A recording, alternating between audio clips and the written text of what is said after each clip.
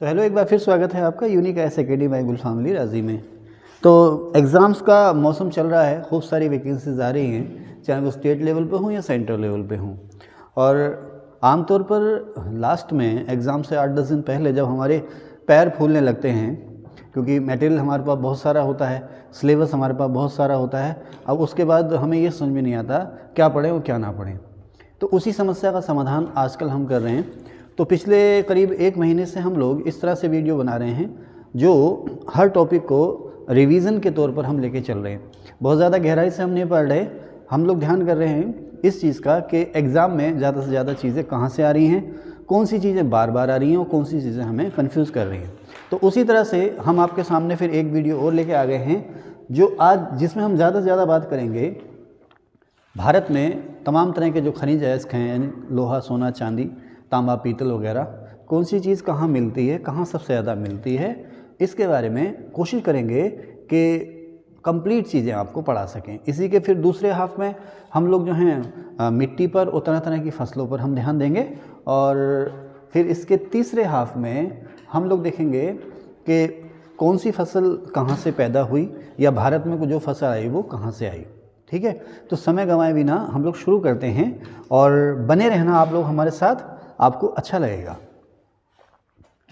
यहाँ पर मैंने लिखा बेल्ट, छोटा नागपुर बेल्ट, कुडप्पा या Kadapa belt, Vindhya belt, Dharwad rocks. ये क्या है? एक बेल्ट माने जोन या पेटी, यानी वो खास इलाके जहाँ पर कोई विशेष प्रकार का खनिज अयस्क या मिनरल या और मिलता है। जैसे छोटा नागपुर बेल्ट जो है वो झारखंड, उड़ीसा और पश्चिम बंगाल में इसका फैलाव ज़्यादा है। छोटा नागपुर बेल्ट का सबसे ज़्यादा फैलाव तो झारखंड में है, लेकिन इसके अलावा उड़ीसा और पश्चिम बंगाल में भी मिलता है। कुडप्पा या कडप्पा, इसको ये भी कह देता है वो छोटा नागपुर क्रम की चट्टानें या कुडप्पा या कडप्पा क्रम की चट्टानें, तो ये ज़्यादा से ज़्यादा मिलती हैं आंध्र प्रदेश और तेलंगाना में। इसके अलावा वो विंध्य या विंध्याचल क्रम की या विंध्यन क्रम की चट्टानें एमपी और छत्तीसगढ़ में। फिर एक सवाल आता है धारवाड़ रॉक्स। तो धारवाड़ रॉक्स जो ज़्यादा से ज़्यादा मिलेंगी आपको महाराष्ट्र और कर्नाटक में। धारवाड़ क्रम की चट्टानें या धारवाड़ चट्टानें महाराष्ट्र और कर्नाटक में।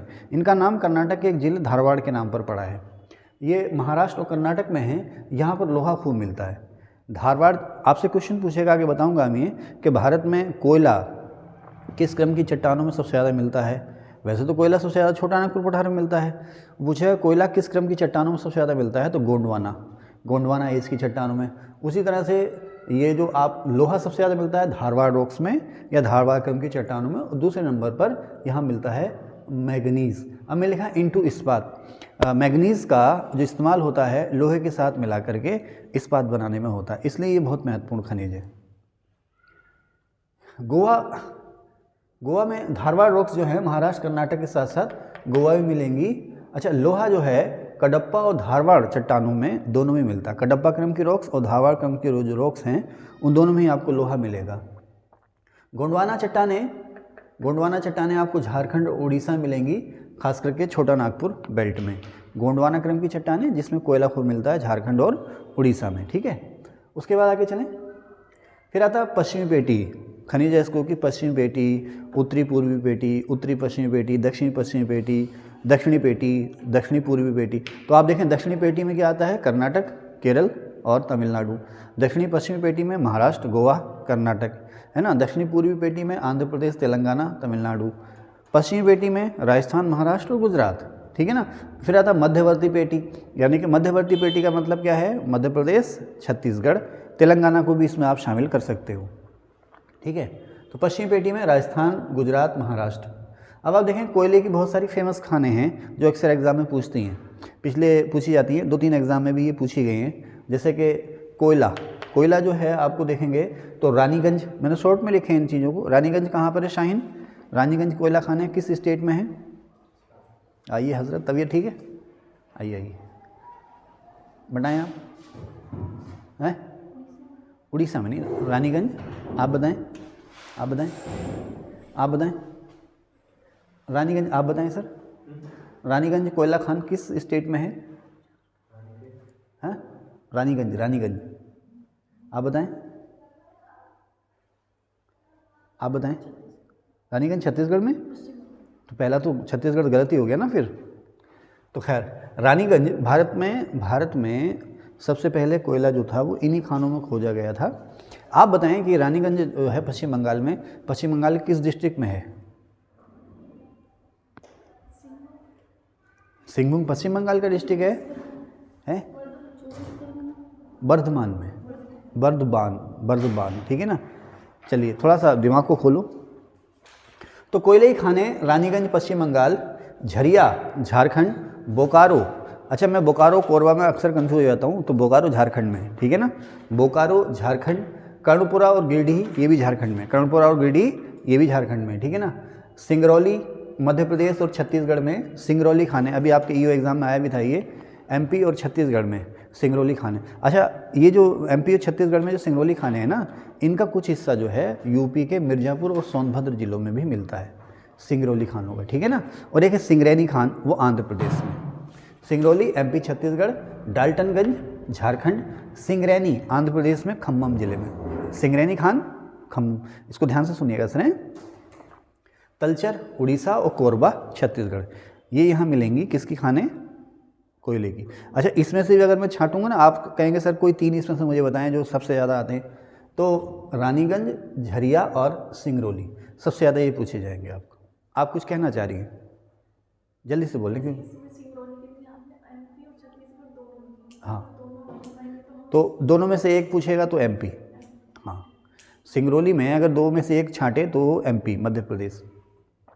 लिग्नाइट कोयला ये कहाँ मिलता है? ये भारत में सबसे ज़्यादा जो मिलता है 97% तमिलनाडु में, ठीक है ना। भारत में इसके सबसे ज़्यादा भंडार और सबसे ज़्यादा प्रोडक्शन जो होता है लिग्नाइट कोयले का, ये तमिलनाडु में। सीधा एक क्वेश्चन आता है फ्लैट, कभी कह देगा दक्षिण भारत में इसका इस्तेमाल होता है ज़्यादा पावर हाउस में, यानी बिजली बनाने में।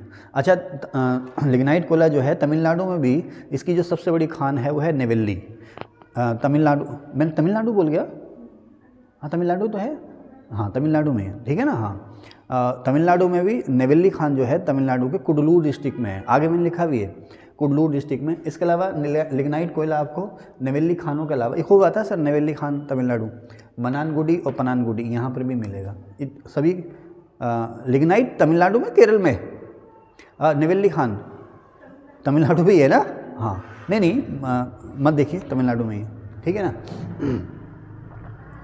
उसके बाद लोहा अगर बात करें तो लोहे का सबसे बेहतरीन जो अयस्क है वो क्या है? मैग्नेटाइट है ना, magnetite, hematite, siderite, ilmenite, limonite, ये लोहे के अलग अलग अयस्क हैं। इसमें से सबसे ज़्यादा जो प्योर या सबसे अच्छा जो बेहतर लोहा मिलता है वो मैग्नेटाइट लोहा, मैग्नेटाइट अयस्क में मिलता है, और सबसे ख़राब जो लोहा मिलता है वो सीडेराइट में मिलता है, ठीक है।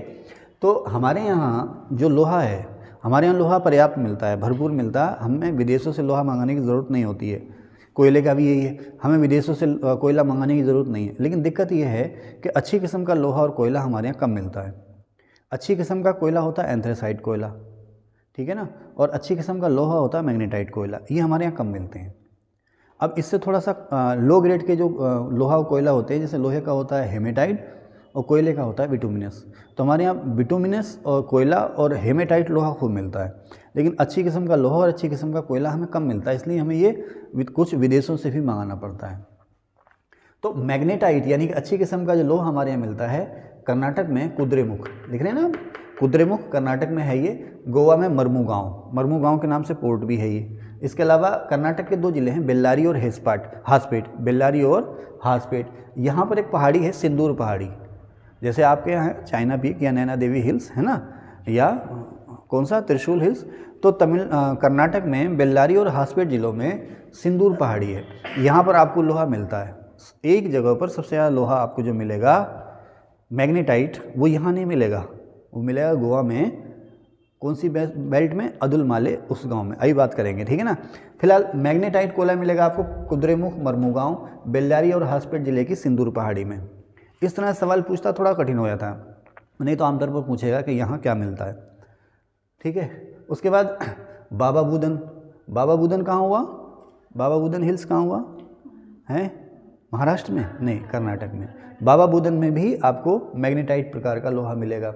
और गोवा में अदुलमाले उसगांव बेल्ट, यहाँ पर भी बेहतरीन किस्म का मैग्नेटाइट लोहा आपको मिलेगा। और कर्नाटक में चित्रदुर्ग, ठीक है, कर्नाटक में चित्रदुर्ग। उसके बाद मैंने इसको यहाँ पर बंद कर दिया है। हेमेटाइट प्रकार का लोहा, इमरान जी नहीं आ रहे आज? आ रहे हैं, होले होले।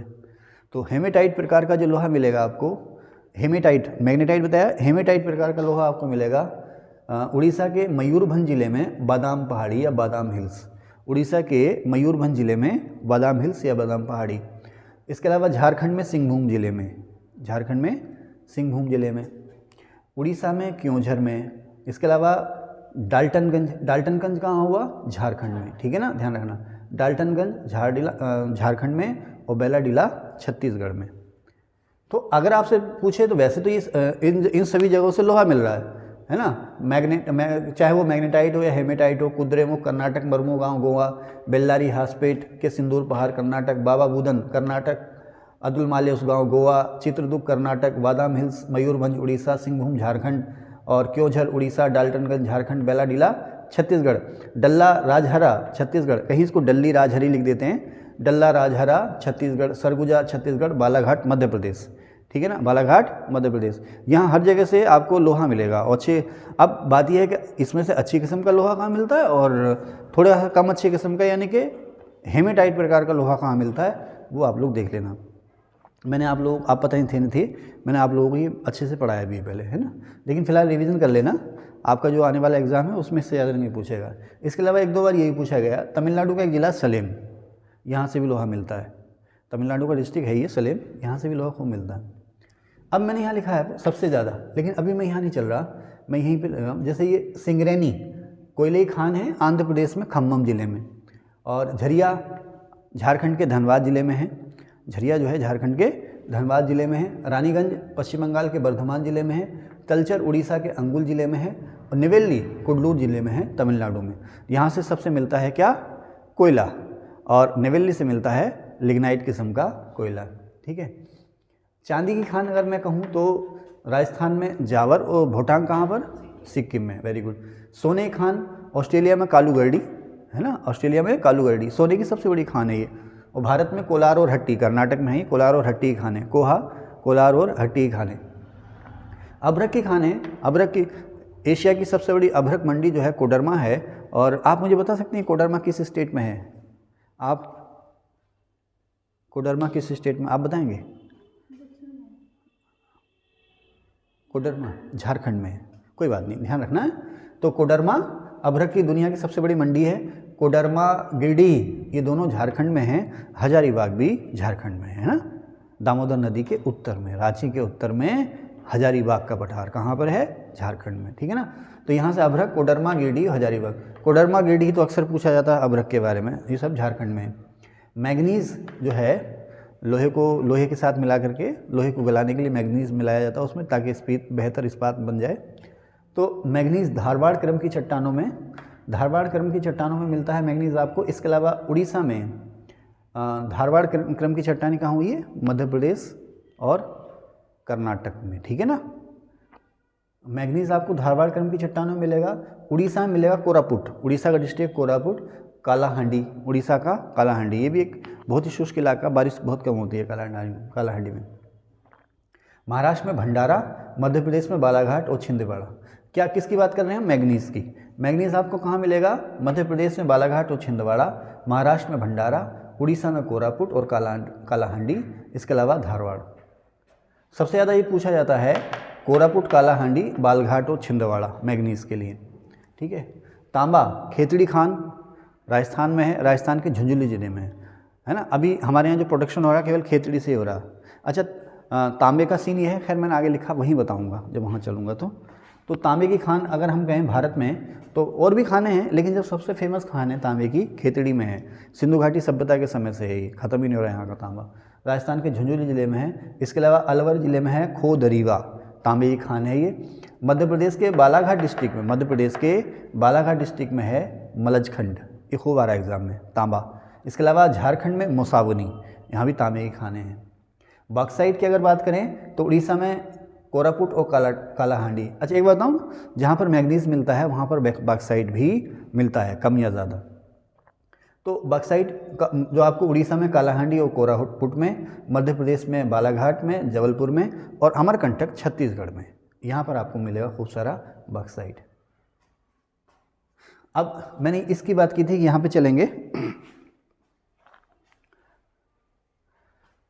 तो भारत में सबसे ज़्यादा अगर मैं कहूँ तो कोयला जो है वो बिटुमिनस प्रकार का मिलता है। भारत में जो कुल कोयला है उसका 90% कोयला बिटुमिनस प्रकार का है। अब भारत में सबसे ज़्यादा कोयला बिटुमिनस प्रकार का है।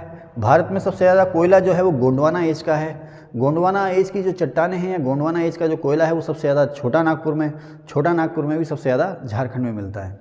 भारत में जो कोयला है वो गोंडवाना एज का है, लोहा जो है वो धारवाड़ एज का है। ठीक है, अब देखें भारत में सबसे ज़्यादा बिटुमिनस प्रकार का कोयला है, ये गोंडवाना एज का है सबसे ज़्यादा। और गोंडवाना एज का जो सबसे ज़्यादा कोयला मिलता है वो दामोदर नदी घाटी में मिलता है झारखंड में। दामोदर नदी घाटी झारखंड में मिलता है। फिर से बोलूँ, भारत में जो कोयला सबसे ज़्यादा बिटुमिनस प्रकार का, सबसे ज़्यादा कोयला जो है वो गोंडवाना एज का मिलता है। गोंडवाना एज का कोयला हमारे यहाँ सबसे ज़्यादा झारखंड में या दामोदर नदी की घाटी में मिलता है। ठीक है, ओके। और ये जो है गोंडवाना एज जो है ना, मैं लिखा कुल रिजर्व का, भारत के जो कुल कोयला भंडार हैं उसका 70% कोयला जो है वो गोंडवाना एज का है, गोंडवाना युग का है। भारत के कुल कोयला रिजर्व जो हैं उनका 70% गोंडवाना एज का है। दामोदर वैली में सबसे ज़्यादा, दामोदर नदी घाटी में सबसे ज़्यादा कोयला आपको कहाँ मिलेगा? रानीगंज में, पश्चिम बंगाल का रानीगंज की जो खान है वहाँ पर मिलेगा। ठीक है, और दूसरा झरिया में। ओके, नंबर 1 रानीगंज और नंबर 2 झरिया। झरिया कहाँ हुई? झारखंड के धनबाद जिले में। कोयले का सबसे ज़्यादा इस्तेमाल जो होता है वो लोहा इस्पात उद्योग में होता है। लोहा इस्पात उद्योग में कोयले का इस्तेमाल सबसे ज़्यादा होता है। अच्छा, इसके अलावा यूरेनियम और रेडियम जैसी क्वालिटी रखने वाले, उस जैसी थोड़ी सी क्वालिटी रखने वाले कुछ खनिज जैसे हैं मोनेजाइट और जिरकोनियम, ये रेडियो एक्टिव खनिज हैं। ये अक्सर एग्जाम में आता, भारत में खूब मिलते हैं ये, बल्कि भारत में ही सबसे ज़्यादा मिलते हैं। भारत में कहाँ मिलते हैं? केरल में मालाबार तट की धूल पे, ऊपर धूल में घुले मिले रहते हैं, वहाँ से छानना है इनको। मोनेजाइट, जिरकोनियम, थोरियम, ये आपको मिलेंगे केरल में मालाबार में। रेडियो एक्टिव खनिज हैं ये। कौन से बताया मैंने? मोनेजाइट, जिरकोनियम, थोरियम, कहाँ पर है? केरल के मालाबार में। अच्छा, अगर हमारे यहाँ जो कुल एनर्जी हम इस्तेमाल करते हैं, प्रोड्यूस होती है, एनर्जी समझ रहे हैं ना, ऊर्जा, तो चाहे वो तेल से ऊर्जा मिल रही हो, बिजली से ऊर्जा मिल रही हो, तो हमारे यहाँ कुल ऊर्जा की जो खपत है उसका आधी भरपाई करता है कोयला। यानी कुल ऊर्जा खपत का आधा हिस्सा जो है हमारे यहाँ कोयले से आता है।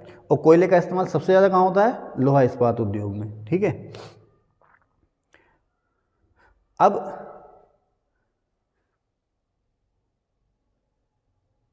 ईंधन क्षेत्र की बात करें कि भाई ईंधन बनाने में कोयला हमारे यहाँ सबसे ज़्यादा इस्तेमाल हो रहा है, तो उसमें भी कोयला जो है सबसे ज़्यादा, कोयले की जो खपत हो रही है 77% बिजली बनाने में हो रही है।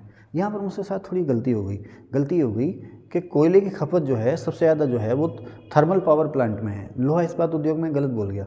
कोयले की सबसे ज़्यादा खपत जो है वो थर्मल पावर प्लांट, यानी कि जो ताप विद्युत घर है ना, कोयले का इस्तेमाल करके जो बिजली बनाते हैं उसमें, और दूसरे नंबर पर है लोहा इस्पात उद्योग। ठीक है, ये मुझसे गलती हो गई, आई एम सॉरी। कोयले का सबसे ज़्यादा उत्पादन, लगभग 70% उत्पादन भारत में सरकारी क्षेत्र की कंपनी कोल इंडिया लिमिटेड, CIL कोल इंडिया लिमिटेड करती है। खनिज निर्यात है, यानी कि हम तमाम तरह के मिनरल्स को एक्सपोर्ट करते हैं, उससे जो हमें नेट इनकम होती है, तो सबसे ज़्यादा जो किसी खनिज के निर्यात से हमें इनकम मिलती है या विदेशी मुद्रा मिलती है वो लोहे के से। नंबर 1 लोहा और नंबर 2 मैंगनीज, सबसे ज़्यादा इनकम। लोहे के भंडार की अगर बात करें तो लोहे का भंडार सबसे ज़्यादा झारखंड स्टेट में है। अगर भारत के कुल भंडार की बात करें तो भारत का 25% भंडार लोहे का झारखंड, दूसरे नंबर पर उड़ीसा और तीसरे नंबर पर कर्नाटक। ठीक है, इंडिया में सबसे ज़्यादा जो है हेमेटाइट प्रकार का लोहा मिलता है और विटुमिनस प्रकार का कोयला मिलता है। ठीक है ना। ख़राब कोयला जो है वो है पीट या भूरा कोयला। पीट या भूरा कोयला जो है वो सबसे ख़राब किस्म का कोयला है। मैंने लिखा भी, इसको यंग कोल भी कहते हैं, और इसका ज़्यादा से ज़्यादा इस्तेमाल जो होता है वो बिजली घरों में होता है। ये मैंने पुराने ज़माने में नहीं, आज से 20-25 साल पहले लोग प्रेस कराने जाते थे अलग से वॉशरमैन के पास, तो उसमें यही कोयला इस्तेमाल होता था। अब तो घर घर बिजली है, घर घर प्रेस है। प्रेसें सस्ती भी बहुत हो गई हैं।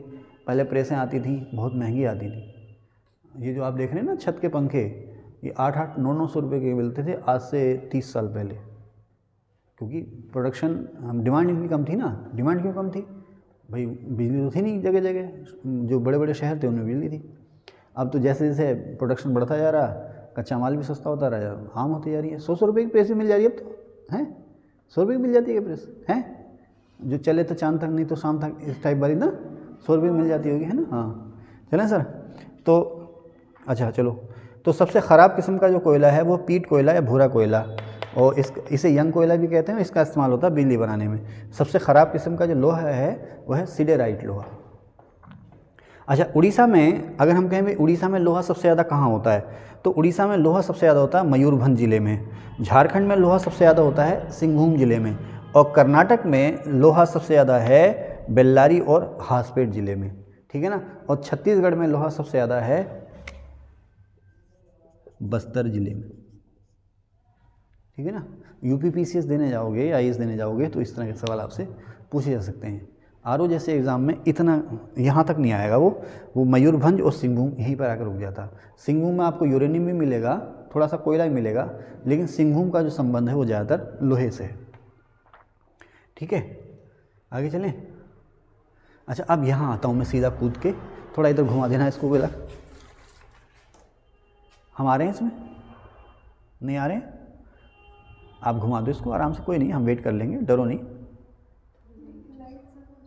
लाइट से दिक्कत हो रही है, अच्छा अब ठीक हो रहा है। अच्छा देखो, लोहा और कोयला कहते हैं ना, मैं आपको बताऊंगा आग्नेय प्रकार की चट्टानें, अवसादी प्रकार की चट्टानें ना।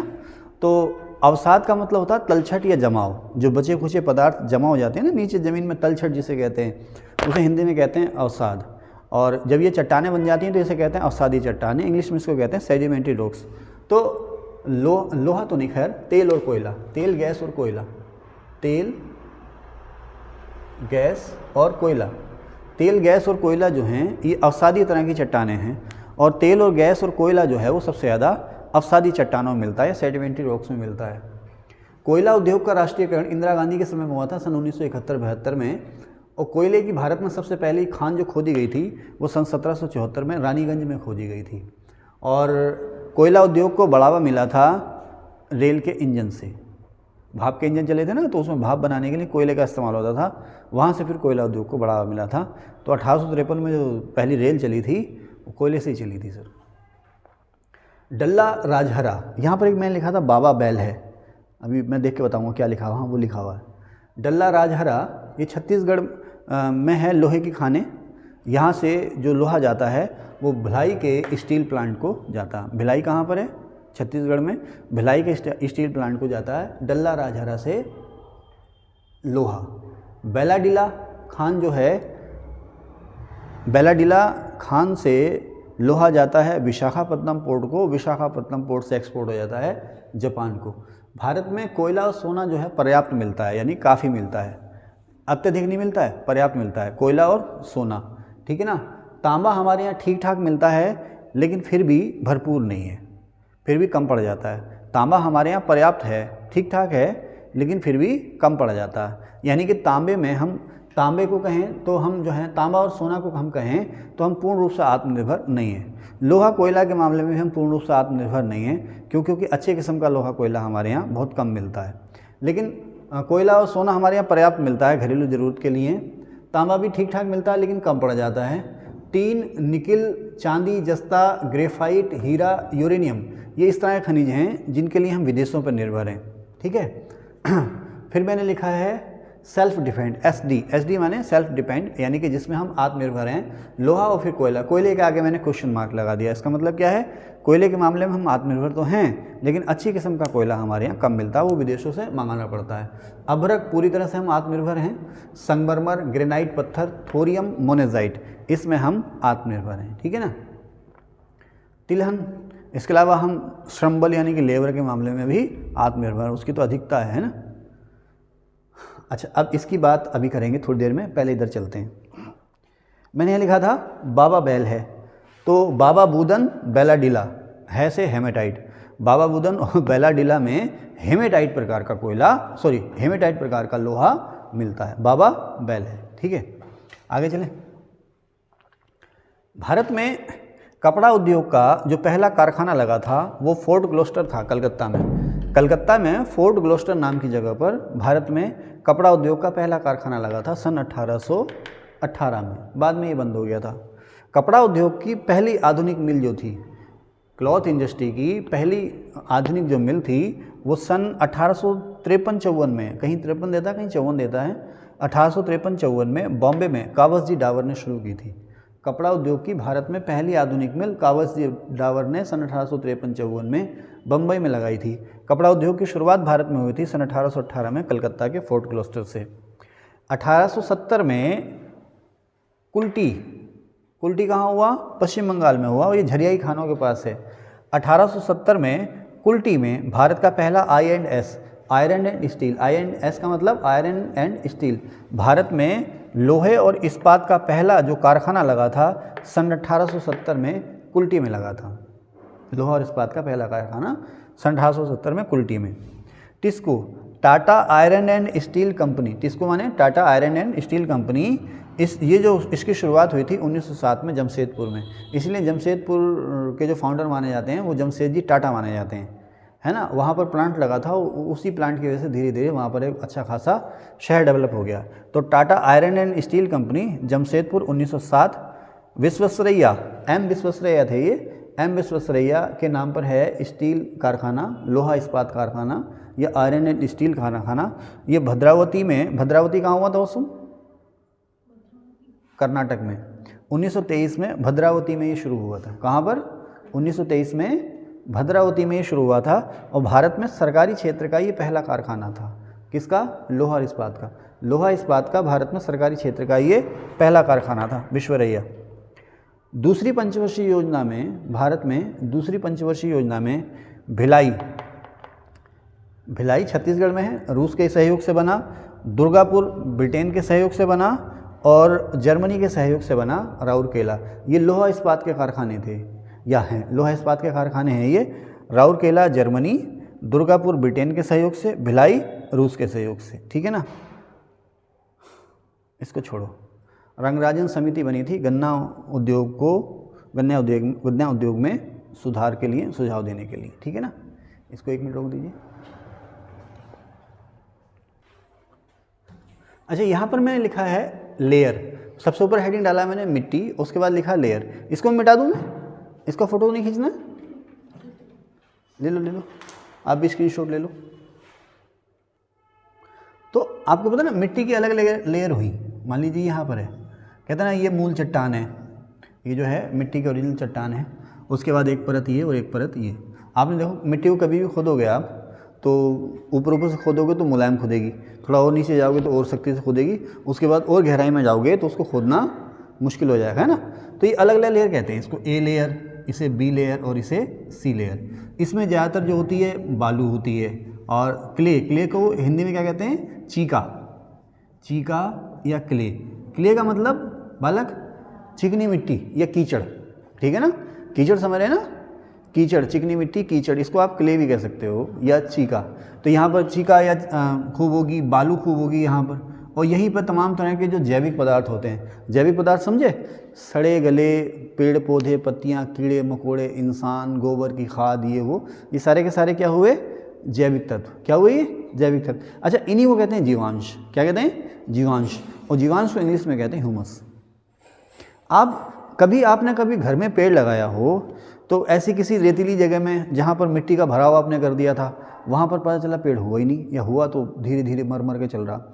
और कोई ऐसी जगह जहाँ पर कभी कूड़ा करकट हुआ करता था, सदियों पुरानी जगह ऐसी जहाँ कूड़ा करकट हुआ था, वहाँ आपने मिट्टी भरान कर दिया, उसके बाद उसमें पेड़ लगा दिए, तो आप देखें वो कैसे उबल रहा। मेरे घर में होता था ना, एक बड़ा सा तालाब होता था, वो धीरे धीरे पाट दिया और वहाँ पे जो पेड़ हैं वो अचानक उबलने लगते हैं, क्योंकि उसमें जैविक तत्व खूब हैं। इसी को हम कहते हैं जीवांश। तो जहाँ पर जैविक तत्व या जीवांश खूब होंगे वहाँ पर भरपूर पैदावार होती है। लेकिन अगर ये एक सीमा से ज़्यादा हो जाएँ तो मिट्टी को बना देते हैं तेजाबी। क्या बना देते हैं? तेजाबी। तो वहाँ पर भी दिक्कत हो जाती है। खैर, तो जो ऊपरी लेयर है इसमें जैविक तत्व, जीवांश या ह्यूमस भी खूब होगा, है ना।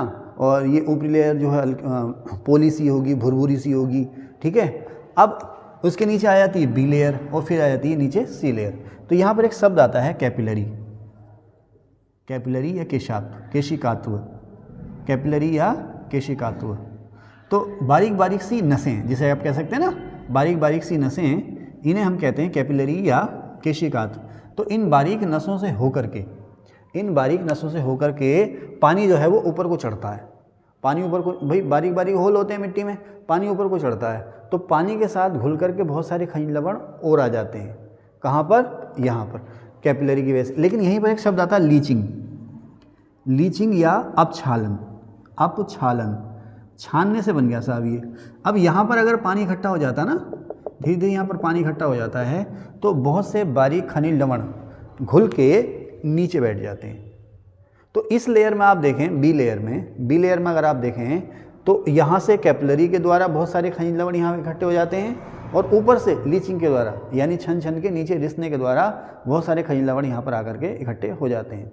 तो एक क्वेश्चन आता है कि कौन सी लेयर खनिजों के मामले में सबसे धनी होती है? तो बी लेयर, पहली, दूसरी, तीसरी या ए बी सी। तो जो बी लेयर है खनिजों के मामले में ये सबसे ज़्यादा धनी होती है, और सबसे गरीब होती है सी लेयर। इसमें पर्याप्त होते हैं, लेकिन ये सबसे ठोस होती है, ये कम ठोस होती है, ये और ज़्यादा, और ये सबसे ज़्यादा ठोस जो होती है वो ये होती है। इसमें मूल चट्टान, जिस चट्टान से मिट्टी बनी थी, उसके अंश ज़्यादा होते हैं। ठीक है, ह्यूमस मैंने आपको बताया। अच्छा, कहते हैं ना मिट्टी जो है तेजाबी हो गई, मिट्टी अम्लीय है, मिट्टी जो है अम्लीय हो गई, ज़्यादा अम्लीय हो गई, इसलिए इसमें पैदावार बेहतर नहीं हो पाएगी। तो मिट्टी अम्लीय हो गई है, ज़्यादा अम्लीय हो गई, इसका मतलब ये है कि उस मिट्टी में चूना जो है कम हो गया। मिट्टी में अगर चूना काफ़ी कम हो गया है तो उस मिट्टी को हम कहेंगे अम्लीय मिट्टी। अच्छा, होता क्या है, अगर जिन इलाकों में बारिश ज़्यादा होती है तो बारिश ज़्यादा होने की वजह से आपने देखा ना ऊपर कूड़ा करकट सड़ता रहता है। आपने किसी कूड़े के ढेर पर ऐसी सड़े गले अनाज, फल, सब्जियां डाल दी, वहीं पर कोई चील कौवा, गिद्ध मर गया, तो अजीब सी किस्म की बदबू नहीं आती बारिश में वहाँ पर? तो क्यों? वो सब सड़ते रहते हैं। उनके सड़ने की वजह से ये देखें अधिक वर्षा, इससे क्या होता है, अधसड़े जीवाश्म यहाँ पर जो है अधसड़ा ह्यूमस या अधसड़ा जीवांश या जैविक तत्व ज़्यादा हो जाते हैं, जिससे मिट्टी में हाइड्रोजन आयन बढ़ जाते हैं। हाइड्रोजन आयन बढ़ने का मतलब है मिट्टी की जो पीएच वैल्यू है वो बढ़ गई। ठीक है ना, पीएच वैल्यू बढ़ गई। आमतौर पर इसकी पीएच जो है 7 से कम हो जाती है। अब चूंकि इसमें चूना कम होता है इसलिए मिट्टी अम्लीय हो जाती है। तो अगर आप इस मिट्टी में चूना डाल दें थोड़ा ज़्यादा, तो अम्लीयता इसकी जो अधिक अम्लीय मिट्टी हो गई थी उसकी अम्लीयता से आप रोकथाम कर सकते हो। मिट्टी अधिक अम्लीय का मतलब है उसमें चूना कम हो गया, चूना मिला दो, मामला बन जाएगा। अब एक आता है क्षारीय मिट्टी या क्षारीय मिट्टी या खारी मिट्टी या ऊसर मिट्टी। बहुत से लोग नमक बहुत डालते हैं ना, अपनी ज़मीन में नहीं डालते नमक, दूसरे की ज़मीन में डालते हैं ना। दूसरी ज़मीन ठेके में या गिरवी ले ली तो पैदावार बढ़ाने के लिए नमक डालते हैं, तो वो फौरी तौर पर तो नमक जो है वो एनर्जी दे देता है, लेकिन लंबे समय पर ज़मीन को वो खारा कर देता है। खारा करने का मतलब क्या है, बहुत से इलाके ऐसे होते हैं जहाँ बारिश कम होती है, तो बारिश कम होने की वजह से देखो बारिश होती है ना, जुताई हुई, बारिश हुई, और अक्सर मिट्टी की जो ऊपरी परत है थोड़ी थोड़ी वो बह करके चली जाती है बाहर। तो मिट्टी में तमाम तरह के जो खनिज लवण हैं, खास करके नमकीन पदार्थ हैं, कम बारिश की वजह से मिट्टी से दूर नहीं जा पाते, वो धीरे धीरे घुल के उसी के साथ मिट्टी के साथ खड़े रहते हैं, वहीं जमे रहते हैं। एक स्थिति ऐसी आती है कि मिट्टी के ऊपर एक पपड़ी सी परत सी बना लेते हैं, इसी को हम कहते हैं क्षारीय मिट्टी या ऊसर मिट्टी। तो अगर क्षारीय मिट्टी या ऊसर मिट्टी को आपने सुधारना है तो या तो पानी की निकासी बेहतर करें उसमें से, या उसमें जिप्सम डाल लें, या उसकी जुताई अच्छे से कर दें, तो मिट्टी का खारापन या क्षारीयता खत्म हो सकती है। भारत में सबसे ज़्यादा जो मिट्टी है वो जलोढ़ किस्म की मिट्टी है। भारत के 24% एरिया पर एल्यूवियल सॉइल या जलोढ़ मिट्टी है। भारत के 24% हिस्से पर जलोढ़ मिट्टी या एल्यूवियल सॉइल है। ठीक है, जा काली लाल मरूले, सबसे ज़्यादा जलोढ़ मिट्टी, उसके बाद काली मिट्टी, फिर लाल, फिर मरुस्थली, और उसके बाद लेटराइट मिट्टी। कहते हैं ना भारत में सबसे ज़्यादा मिट्टी कौन सी मिलती है, तो सबसे ज़्यादा मिट्टी भारत में मिलती है जलोढ़, उसके बाद काली, फिर रेड यानी कि लाल मिट्टी, फिर रेगिस्तानी यानी कि मरुस्थलीय मिट्टी, और उसके बाद लेटराइट मिट्टी। ठीक है, जलोढ़ मिट्टी जो है उसे डेल्टाई मिट्टी भी कहते हैं। जो समुद्र में जो नदियों के डेल्टा होते हैं ना उसमें खूब मिलती है, ये नदियों की घाटियों में भी खूब मिलेगी आपको। इसमें जो है चूना और नाइट्रोजन कम होती है। लाल मिट्टी में क्या होता है, जो ह्यूमस होता है ना, ह्यूमस, लाल मिट्टी में ह्यूमस कम होता है, और लेटराइट मिट्टी में ह्यूमस जो है बिल्कुल ख़त्म होता है। लाल मिट्टी में ह्यूमस कम होता है और लेटराइट मिट्टी में ह्यूमस बिल्कुल नहीं होता, ह्यूमस नील होता है वहाँ पर। तो लेटराइट मिट्टी सबसे कम उपजाऊ है। जलोढ़ को मिट्टी को आप कांप मिट्टी भी कहते हैं, और जहाँ पर बाढ़ का पानी हर बार आता है यानी कि अक्सर बाढ़ आती है, उस जलोढ़ मिट्टी को हम कहते हैं नई जलोढ़, और जहाँ पर बाढ़ का पानी नहीं पहुँच पाता, ऊंचे मैदानों की मिट्टी, उसे हम कहते हैं पुरानी जलोढ़, इसी को आप बांगर और खादर भी कहते हैं। और बांगर मिट्टी या पुरानी जलोढ़ जो है इसी को आप भूड़ भी कहते हैं। क्या कहते हैं? भूड़। ठीक है।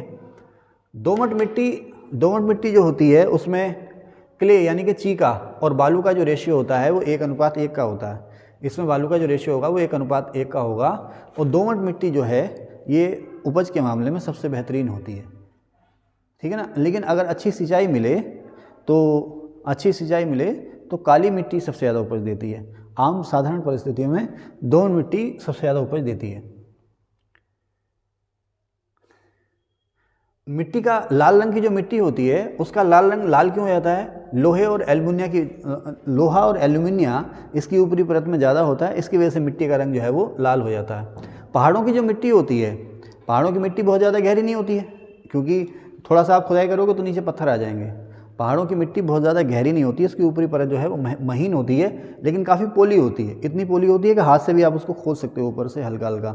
पहाड़ों की या पर्वतीय मिट्टी पोली होती है, कम गहरी होती है, लेकिन इसमें नाइट्रोजन और ह्यूमस यानी कि जीवांश जो है वो काफ़ी होता है पर्वतीय मिट्टी में। पर्वतीय मिट्टी जो है हल्की अम्लीय होती है और इसमें केसर खूब होता है। काली मिट्टी सबसे ज़्यादा आपको मिलेगी महाराष्ट्र और गुजरात में। जलोढ़ मिट्टी उत्तर प्रदेश, आसाम में, बंगाल में और कावेरी नदी घाटी में। खुद अपने आप जुताई करने वाली मिट्टी कौन सी मिट्टी कहलाती है? अनिल जी पता है? स्वतः जुताई करने वाली मिट्टी काली मिट्टी ना, काली मिट्टी स्वतः जुताई। अगर काली मिट्टी जो ऐसी है ना, अगर इसको देखो, काली मिट्टी की खूबी यह है कि काली मिट्टी सबसे ज़्यादा देर तक अपने अंदर पानी रख सकती है। सवाल भी आता है कि किस मिट्टी की जल धारण क्षमता सबसे ज़्यादा होती है? काली मिट्टी की। इसमें पानी सबसे ज़्यादा देर तक रहेगा, लेकिन अगर ये एक बार सूख गई तो इसमें दरारें पड़ जाती हैं। और जितनी ज़्यादा गर्मी होगी, जितनी तेज़ हवा चलेगी, लू चलेगी, उतना उसमें दरारें पड़ जाएंगी। ऐसा लगेगा जैसे कि मिट्टी ने खुद अपनी जुताई कर ली हो। तो इसे कहते हैं स्वतः जुताई करने वाली मिट्टी। और जैसे इसमें पानी डालोगे तो एकदम से ये चिपचिपी हो जाती है, कीचड़ हो जाती है काली मिट्टी। लेटराइट मिट्टी दक्षिण प्रायद्वीपीय पठार, दक्षिण प्रायद्वीप या दक्षिण भारत जो है वहाँ ज़्यादा मिलती है। लेटराइट मिट्टी आपको सबसे ज़्यादा मिलेगी केरल में।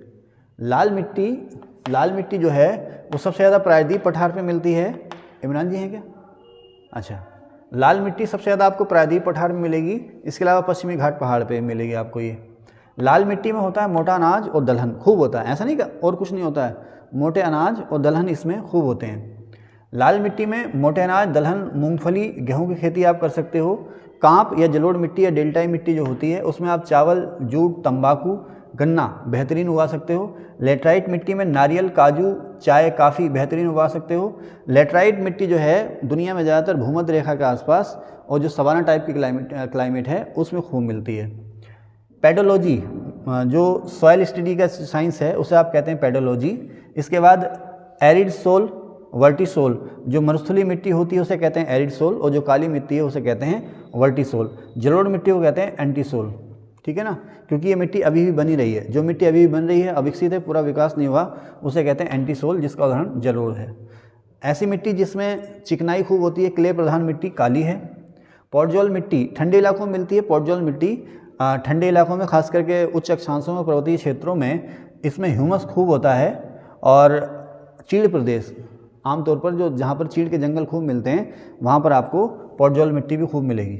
चैनोजम मिट्टी भी इसी तरह की होती है सेम, लेकिन जहाँ पर बारिश कम होती है और कुछ कम उपजाऊ मिट्टी मिलती है वहाँ पर आपको मिलेगी चैनोजम मिट्टी। जो आपका यूएसए, कनाडा, रूस, यूक्रेन के जो क्षेत्र हैं प्रेरी स्टेपी वाले, वहाँ पर चैनोजम मिट्टी मिलती है। इसमें जीवांश जो है पॉडजोल से थोड़ा कम होता है। सबसे ज़्यादा बंजर मिट्टी एमपी में, सबसे ज़्यादा लवणी या क्षारीय मिट्टी यूपी में।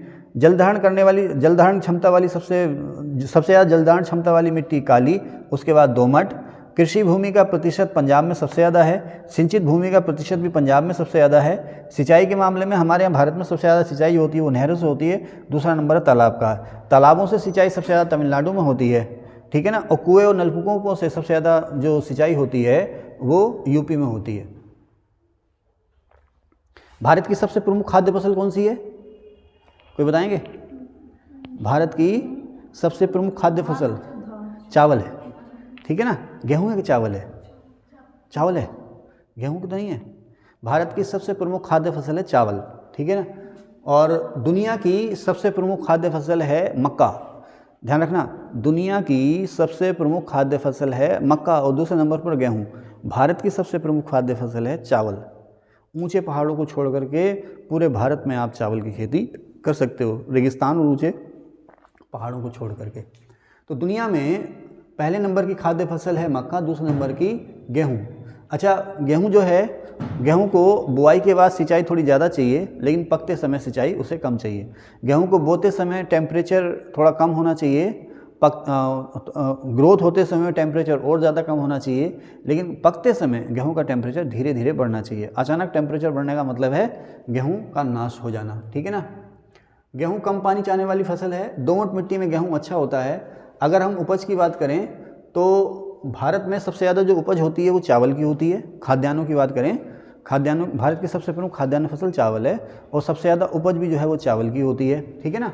और एरिया के मामले अगर बात करें, एरिया, गेहूं का एरिया भारत में सबसे ज़्यादा है। उपज के मामले में गेहूं दूसरे नंबर पर है, लेकिन कृषि एरिया के मामले में गेहूं की फसल जो है भारत में पहले नंबर। ध्यान रखना, भारत की सबसे प्रमुख खाद्य फसल चावल है और एरिया के मामले में भारत में पहले नंबर जो है वो है क्या, गेहूं, और दूसरे नंबर पर चावल।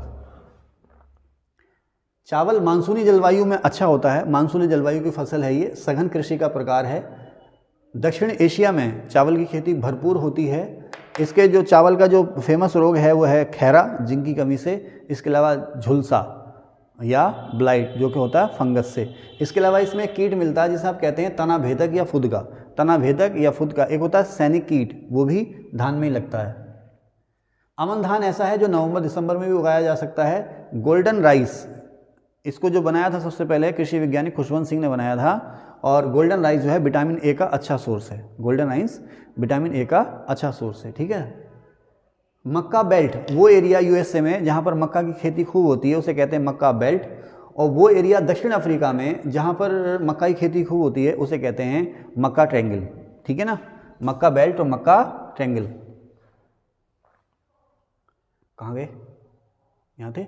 वो एरिया यूएसए में जहाँ मक्का की खेती खूब होती है उसे कहते हैं मक्का बेल्ट। वो एरिया दक्षिण अफ्रीका में जहाँ पर मक्का की खेती खूब होती है उसे कहते हैं मक्का त्रिभुज या मक्का ट्रायंगल। और मक्का जो है आप किसी मौसम में बो सकते हो, लेकिन आमतौर पर ये जो है खरीफ की फसल है। मक्का किसी मौसम में बो सकते हो, लेकिन अगर किसी सीजन की बात करें तो ये खरीफ सीजन की फसल है। अब इसको चाहिए जीवांश युक्त हल्की अम्लीय मिट्टी। मक्का और चाय जो हैं सबसे ज़्यादा किस प्रकार की मिट्टी में होती हैं, जीवांश युक्त हल्की अम्लीय मिट्टी में। चाय के लिए भी ऐसे ही है, चाय के लिए भी ऐसे ही है, सेम चाय मतलब मिट्टी। अच्छा, चाय और कॉफ़ी की तुलना अभी बाद में करेंगे। गेहूं आपको जो मिलेगा, दुनिया में फेमस गेहूं उगाने के क्षेत्र हैं। एक प्रेरी, यूएसए का प्रेरी क्षेत्र, यूएसए कनाडा का प्रेरी क्षेत्र, रूस यूक्रेन का स्टेपी क्षेत्र, अर्जेंटीना का पंपास का क्षेत्र, यहाँ पर गेहूँ खूब होता है। इसके अलावा अब कपास की बात करें तो कपास के रेशे होते हैं अलग अलग, एक थोड़े कम छोटे, फिर थोड़े ज़्यादा छोटे और बहुत बड़े छोटे। जैसे आपकी 3 उंगलियां हैं ना, तो 3 लंबाइयों के आधार पर कपास को 3 किस्मों में बांटा जाता है, छोटी कपास, बड़ी कपास और सबसे बड़ी कपास। कपास की एक किस्म होती है साकिल, साकिल कपास, उसका सबसे ज़्यादा प्रोडक्शन होता है मिस्र में। भारत जो है जो मध्यम रेशों की कपास है उसका सबसे बड़ा उत्पादक है। चीन में भारतीय कपास सबसे ज़्यादा होती है। भारतीय कपास क्या, इंडियन कॉटन का सबसे ज़्यादा उत्पादक जो है वो चीन है। रबर, रबर जो आई है वो रबर जो पैदा हुई है अमेजन घाटी में पैदा हुई है, और वृक्ष के तने से जो गोंद निकलता है उससे रबर बनती है, ठीक है। रबर जो है भूमध्य रेखीय जलवायु की फसल है और ये पैदा हुई है अमेजन नदी घाटी में। ब्राज़ील में मिलने वाली पारा किस्म की जो रबर है वो सबसे बेहतरीन होती है। भारत में रबर जो होती है 90% केरल में होती है। भारत की कुल रबर का 90% केरल में होता है। कॉफ़ी का जन्म हुआ इथोपिया या अबिसीनिया पठार से। इथोपिया या अबिसीनिया पठार में कॉफ़ी का जन्म हुआ, और इसको चाय से ज़्यादा उपजाऊ मिट्टी चाहिए, चाय से ज़्यादा गर्मी भी चाहिए, इसको चाय से ज़्यादा बारिश भी चाहिए, और चाय से ज़्यादा ढालू ज़मीन भी चाहिए। यानी कि इसकी जड़ में पानी कतई इकट्ठा नहीं होना चाहिए।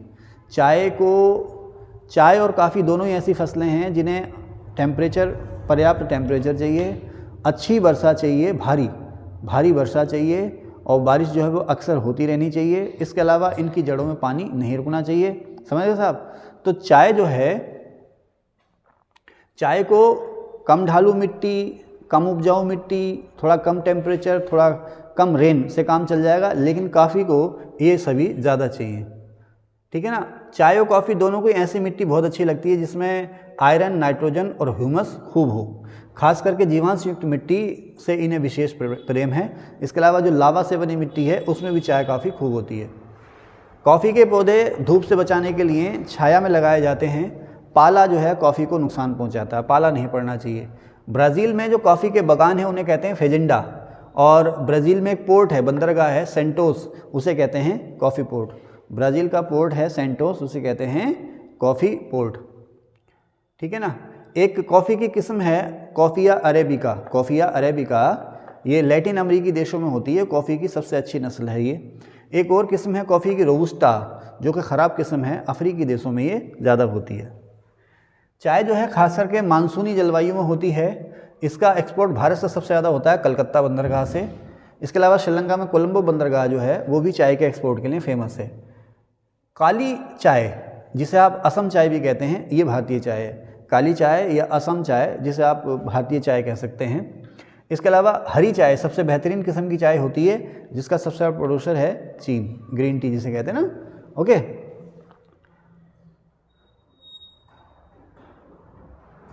ओलोंग जो किस्म है चाय की, ओलोंग चाय, वो ताइवान में खूब होती है।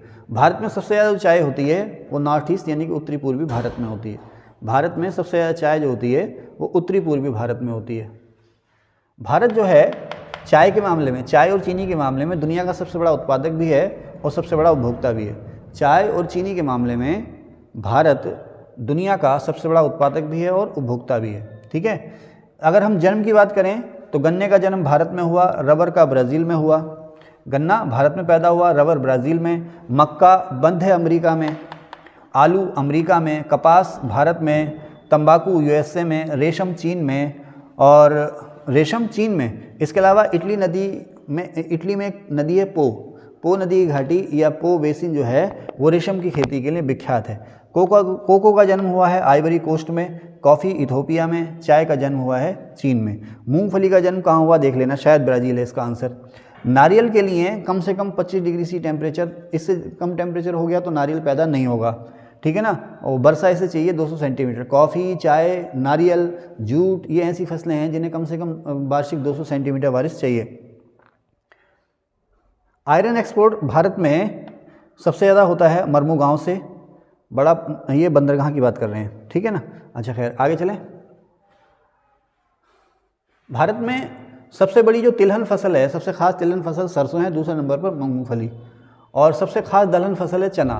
भारत की सबसे बड़ी खाद्य फसल है चावल, और दूसरे नंबर पर गेहूं। भारत जो है, भारत में गन्ना पैदावार का सबसे ज़्यादा एरिया है। गन्ना पैदावार का सबसे ज़्यादा जो एरिया है वो भारत में है। ठीक है ना। लेकिन गन्ना सबसे ज़्यादा ब्राज़ील में होता है। कॉफ़ी भारत में पहली बार अंग्रेज़ों ने केरल में मालाबार में लगाई 1798 में, और रबर भी अंग्रेज़ों ने भारत में पहले बार लगाई केरल में पेरियार नदी के आसपास। ठीक है। तंबाकू और प्रेस भारत में पुर्तगाली लेकर आए। मसाले के इस्तेमाल यानी उपभोग, उत्पाद और निर्यात में भारत पहले नंबर पर है। ठीक है। पोर्ट या बंदरगाह की बात करें तो भारत में कुल 13 बड़े बंदरगाह हैं। बड़े बंदरगाह जिस पर केंद्र सरकार का नियंत्रण होता है उसे कहते हैं बड़े बंदरगाह। छोटे बंदरगाहों पर राज्य सरकार का नियंत्रण होता है। तो एक निजी क्षेत्र का है और 12 जो है वो सरकारी क्षेत्र के हैं। भारत में अगर हम कुल व्यापार में, कुल माल के व्यापार की बात करें वज़न के मामले में कि भाई इतने टन माल जा रहा है, तो भारत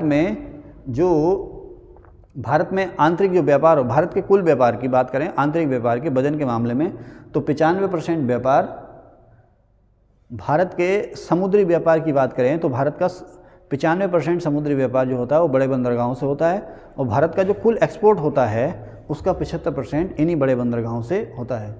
भारत में निजी क्षेत्र का एकमात्र बंदरगाह है एन्नोर पोर्ट। कांडला पोर्ट, जिसका नया नाम हो गया दीनदयाल उपाध्याय पोर्ट, ये गुजरात में और भारत का सबसे बड़ा पोर्ट भी है। गुजरात में कच्छ में है, गांधीधाम में, गांधीग्राम या गांधीधाम में भारत का पहला स्पेशल इकोनॉमिक जोन था ये। ठीक है ना। आर्टिफिशियल पोर्ट भारत के एन्नोर और चेन्नई, पारादीप जो है उड़ीसा में महानदी के मुहाने पर है। कलकत्ता पोर्ट हुगली नदी के किनारे है, और लंदन पोर्ट जो है वो टेम्स नदी के किनारे है। ये समुद्र किनारे नहीं है, कलकत्ता हुगली नदी के किनारे है और लंदन पोर्ट जो है वो टेम्स नदी के किनारे है। डायमंड हार्बर पश्चिम बंगाल में दक्षिण 24 परगना जिले में है। ये कलकत्ता पोर्ट का सहायक पोर्ट कहलाता है। फरक्का बैराज पश्चिम बंगाल के मुर्शिदाबाद जिले में है। इसको किस लिए बनाया गया था? ताकि हुगली नदी में हमेशा पानी चलता रहे और कलकत्ता बंदरगाह हमेशा काम करता रहे और कलकत्ता बैराज में गाद भी ना भरे। और कुछ रह गया इसमें? सही, इसमें और कुछ रह गया? सब हो गया? Okay, thank you.